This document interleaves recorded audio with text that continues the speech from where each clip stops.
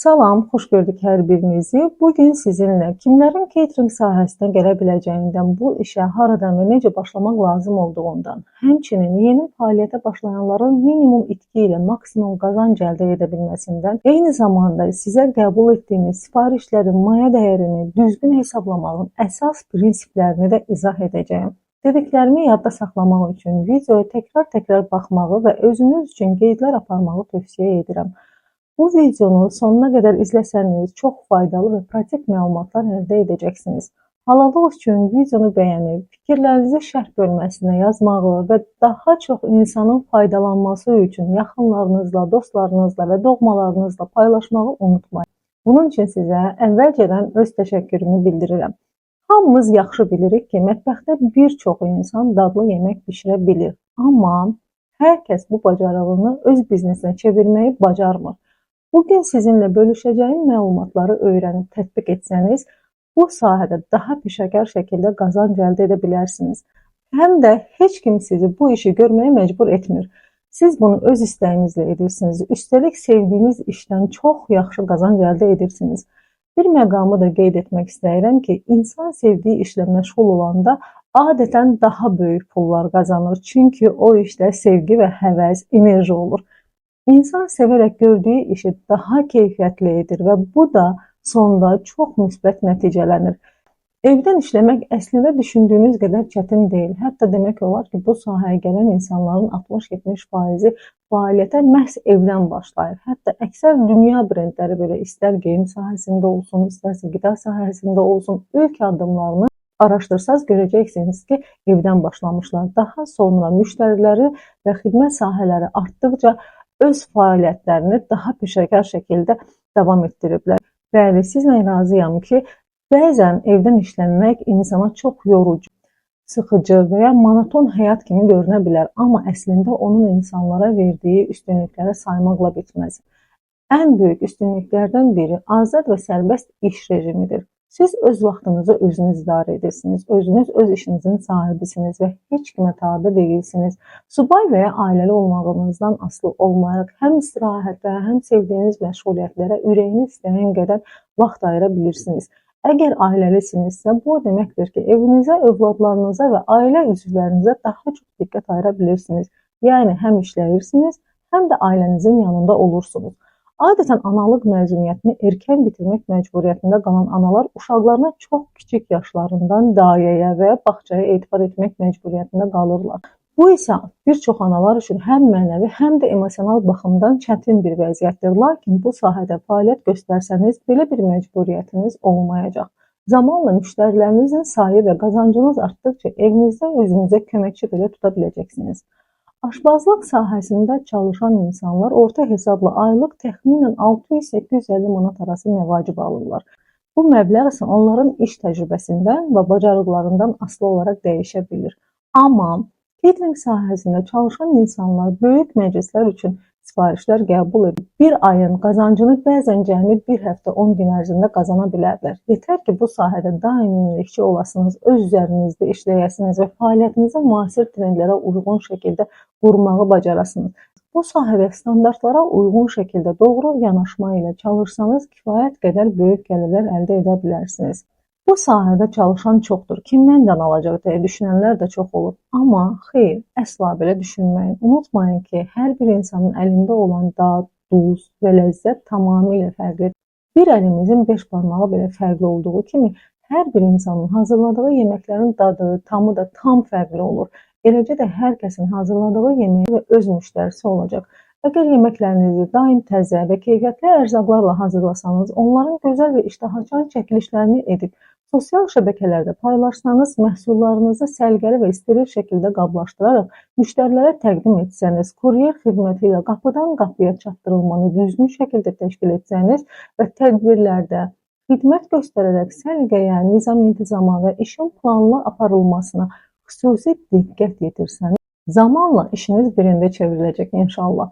Zəhmətiniz və sevginizlə qurduğunuz bu işi gələcəkdə sizi tanınan və sevilən bir birində çevirəcək. Bu sahədə yalnız bacarıq kifayət deyil, bacarığınızla yanaşı müştərilərlə gözəl ünsiyyət qurmağı da bilməlisiniz. İnsanlara isti münasibət göstərərək, onlarda xoş təəssürat yaradaraq yaddaşlarda qala bilərsiniz. İllərlə sizi seçən və sizə sadiq qalan müştəriləriniz olacaq. Nəzərə alaq ki, yaşadığınız ərazidə hər hansı qida sektoruna daha çox ehtiyac olduğunu fəaliyyətə başladıqdan sonra zamanla daha yaxşı anlayacaqsınız və işinizi buna uyğun istiqamətləndirə biləcəksiniz. Bəlkə sizin yaşadığınız ərazidə uşaq menyularına daha çox tələbat olacaq, bəlkə furşet xidmətləri daha yaxşı satılacaq, bəlkə də polfabrikat yeməklər daha çox alıcı tapacaq. Hətta tort şirniyyat, xonça şirniyyatları və bayram süfrələri üçün hazırlanan şirniyyatlara böyük ehtiyac yarana bilər. Bunları əvvəlcədən tam dəqiqliklə proqnozlaşdırmaq mümkün deyil. Bu sahənin real vəziyyətini yalnız başlayaraq, işləyərək və təcrübə toplayaraq öyrənmək mümkündür. Hər bir halda başlamağa və bu işi həyatınızda sınaqdan keçirməyə dəyər. Unutmayın ki, attığınız hər bir addım alınırsa uğurunuz və qazancınızdır. Alınmazsa təcrübənizdir. Yəni itirəcəyiniz bir şey yoxdur. Seçdiyiniz catering sahəsi geyim, maşın, oyuncaq satışı deyil ki, düşünək görəsən bunu məndən alacaqmı? Çünki hər birimiz gün ərzində ən azı bir dəfə mağazaya çörək almağa gedirik. Niyə? Çünki qidalanmadan keçən bir günümüz yoxdur. Amma geyimi, maşını və ya oyuncağı aylarla gözləsək də olar. Qida isə belə deyil. Qidalanmaq insanların gündəlik və vazgeçilməz ehtiyacıdır. Sadəcə əlinizdən gələn, insanların bəyəndiyi və yaxşı alınacağına inandığınız bütün bacarığınızı ortaya qoyun. Hazırladığınız yeməkləri və məhsulları sosial şəbəkələrdə estetik və cəlbedici şəkildə paylaşsanız, mütləq ki, sizin xidmətinizə ehtiyacı olan insanlar sizi tapacaq və zamanla müştərinizə çevriləcək. Əgər kiçik qəsəbədə, kənddə, rayonda yaşayırsınızsa, məhəllə dükanları ilə əməkdaşlıq edə bilərsiniz. Məsələn, dükan sahibi ilə faiz qarşılığında və ya satış qiymətindən bir qədər aşağı qiymət təklif edərək məhsullarınızı onların vasitəsilə sata bilərsiniz. İş yerlərdə, institutlara, məktəblərə və hazırlıq kurslarına yaxın olan dükanlarla əməkdaşlıq etsəniz, bu sizin biznesiniz üçün çox böyük üstünlük qazandıra bilər. İnşallah ki, atacağınız kiçik addımlar sizi böyük uğurlara aparacaq. Yaşadığınız ərazinin həyat səviyyəsinə uyğun qiymət təyin etmək vacibdir.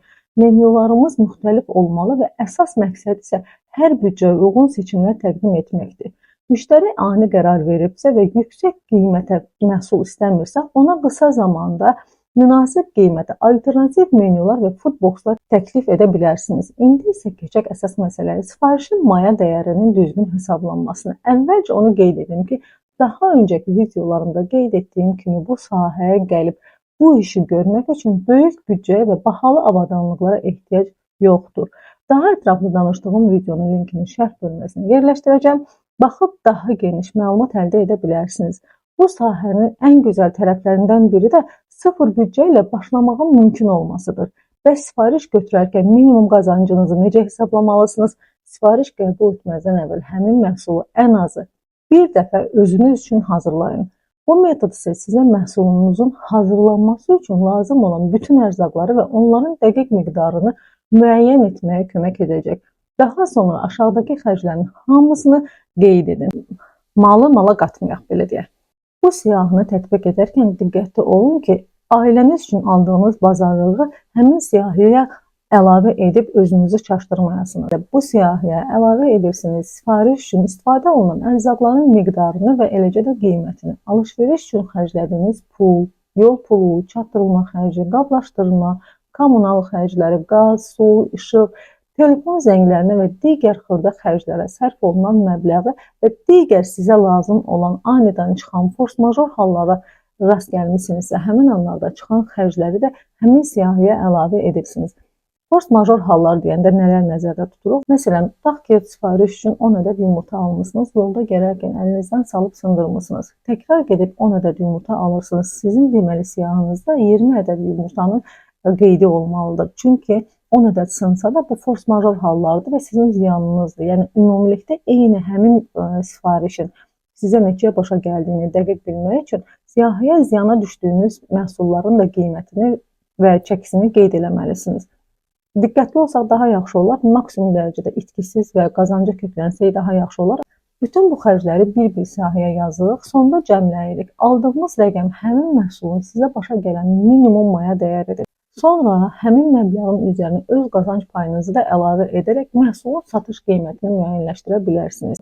Bütün xərcləri nəzərə alaraq hazırladığımız sifarişlərin üzərinə 40-50% xalis qazanc əldə edə bilməyimizdir. Hər sifarişdən sonra nə qədər dəqiq hesablamalar aparsaq da, mütləq şəkildə ərzaqlardan, souslardan və digər qidalardan bir qədər artıq qalacaq.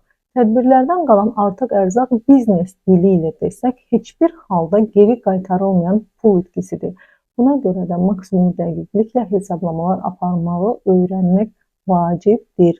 Bunun üçün evdə və ya tədbirdə iştirak edəcək adam sayına uyğun menyu hazırlayırıq, lazım olan ərzaqları müəyyən edirik və siyahısını tuturuq. Ət məhsullarını adam başına adətən 100-150 qram olmaqla hesablayırıq. Əgər orta ölçüdə bizə sifariş verilib, mini ölçüdə verilibdirsə, tutaq ki, burger, sandviç və s. bu tipli yeməklər, atışdırmalıqlar, o zaman 100-150 qramı tam yarıdan bölmək lazımdır. Bütün detalları qeyd edirik, siyahımızı hazırladıqdan sonra özümüzü test edirik. Hazırladıqlarımızın nəticələrini isə mütləq şəkildə yazırıq. Hər bir səhv və düzgünlüyü qeyd edirik. Səhvlərin səbəbini, onların həll yollarını müəyyən edirik. Gələn sifarişlərdə eyni nüanslarla qarşılaşmamaq üçün nə etməli olduğumuzu qərara alırıq. Hər birini bir növ təlimat kimi yazırıq, amma üzərində çox dayanmırıq. Qərar qəbul etdik. Ruslar demişkən, dayışı davam edir. Diqqətinizi səhvlərin həlli və təkrarlanmaması üçün lazım olan addımlara yönəltməliyik. Məqsədimiz ölçüb nəticə çıxartmaqdır zaten, ziyansız, itkisiz fəaliyyət göstərmək olmalı. Bütün bunları yazmaq və qeyd etmək işinizi daha planlı və gəlirli etməyə kömək edəcək. Unutmayın ki, düzgün hesablanmış qiymət sizi həm zərərdən qoruyacaq, həm də işinizin davamlı inkişafına kömək edəcək. İndi isə düzgün qiymətləndirmədən və keyfiyyətin önəmindən danışacağıq. Hər bir sahədə olduğu kimi catering sahəsində də düzgün qiymətləndirmə bacarığı vacibdir. Biz bilirik ki, eyni tərkibdən hazırlanan yeməklər fərqli məkanlarda tamamilə müxtəlif qiymətlərə təqdim olunur. Məsələn, bəzi restoranlar səhər setini 2 nəfər üçün 35 manata təklif edir və əlavə olaraq qonaq üçün də imkan yaradır. Amma digər restoranlar isə səhər setini 1 nəfər üçün 50 manata təklif edir və əlavə uşaq belə gələrsə ödəniş tələb edir. Restoranlarda xidmət və məhsul keyfiyyəti yüksək səviyyədədirsə, zamanla qiymət artımına baxmayaraq müştəri itirmirlər. Əksinə, keyfiyyəti azaldaraq qiymət artımını edənlər, güya daha çox qazanc əldə etmək istəyənlər zamanla müştərilərini itirməyə başlayırlar. Dayanmadan gördüyümüz işin keyfiyyətini və xidmət səviyyəsini artırmağa diqqət etməliyik. Öz işimizdə daim keyfiyyəti və xidmət səviyyəsini yüksəldən, bazara uyğunlaşaraq fərqli və üstün xidmət göstərən müəssisələr müştəri rəğbətini qazanır və daha böyük qazanc əldə edirlər. Məcburiyyət yaranarsa məhsul və xidmət keyfiyyətinə xələl gətirmədən zamana və şəraitə uyğun qiymət artımına gedirlər. Məsələn, biz əvvəl sifarişləri şəffaf qablaşdırmalarda təqdim edirdiksə, indi kraft qutularda təşəkkür kartları ilə, vizit kartları və səhifə loqosu ilə həkk olunmuş lentlərlə, dekorativ bağlamalarla sifarişləri müştəriyə çatdırırıq. Beləliklə, müştərilər məhsulu hədiyyə kimi paketlənmiş şəkildə alırlar və hər dəfə sevinclə qarşılayırlar. Məhsulun qablaşdırmasına və görünüşünə önəm vermək vacibdir. Müştərilərin sizə ən çox təkrar müraciət edəcəyi faktor sizin yeməklərinizin keyfiyyəti və dadı olacaq. Yəni, qablaşdırmaya önəm verib, keyfiyyəti və ləzzəti arxa plana atmaq olmaz. Bunların hər biri paralel olaraq yan-yana inkişaf eləməlidir. Daim üzərinizdə bu sahədə hər zaman paralel şəkildə işləməlisiniz. Əvvəllər sifarişləri taksi ilə göndərirdiksə, müştəri evindən çıxıb taksini gözləyirdi. İndi isə sifarişləri kuryer vasitəsilə, moto və ya avtomobil ilə qapıdan qapıya xidmət şəklində çatdırırıq. Beləliklə, müştəri evini tərk etmədən sifarişi qapısında alır. Hazırladığımız polfabrikat və ya hazır yeməklərin paketləri üçün yeni çıxan mini printerlərdən də istifadə edə bilərsiniz. Hazırlanma tarixini qidanın paketinin üzərinə qeyd eləsəniz və yaxud da məhsulun tərkibini həmin yazılarda qeyd etsəniz, bu müştəri tərəfindən daha çox sizin rəğbət qazanmanıza səbəb olacaq və daha çox müştərinin etibarını qazanacaqsınız. Əgər həmin printerlərdən almaq sizə bir balaca çətinlik yaradarsa, siz sadəcə olaraq səsli olaraq da mesaj göndərə bilərsiniz və yaxud da ki, əllə yazıb qeyd eləyə bilərsiniz, hansı tarixdə hazırlanıbdır və tərkibi nədən ibarətdir. Bu müştərilər tərəfindən daha çox sizin etibar və güvən qazanmanıza səbəb olacaq və müştərilərə xoş təəssürat yaradacaq. Beləliklə, zamanla brendləşmə prosesinizi gücləndirmiş olacaqsınız. Məqsədimiz həm sifarişi qısa müddətdə çatdırmaq, həm də gəliri maksimuma artırmaqdır. Ən əsası isə ilk dəfə müraciət edən müştəriləri daimi müştərinizə çevirməkdir. Hər bir sifarişin hazırlanma prosesinin düzgün, dəqiq planlanmasını, sırf mənə məxsus olan illərin təcrübəsinə əsaslanan, hər zaman məni irəli aparan metodunu sizlərlə paylaşmağımı istəyirsinizsə, rəylərdə qeyd edə bilərsiniz. Növbəti videolarımda mütləq bu haqda heç bir yerdə deyilməyən metodumu təlim olaraq sizinlə sevə-sevə bölüşəcəm. Allahın izni ilə bugünlük bura qədər. Sağ olun, sağlıqla qalın, Allaha əmanət olun.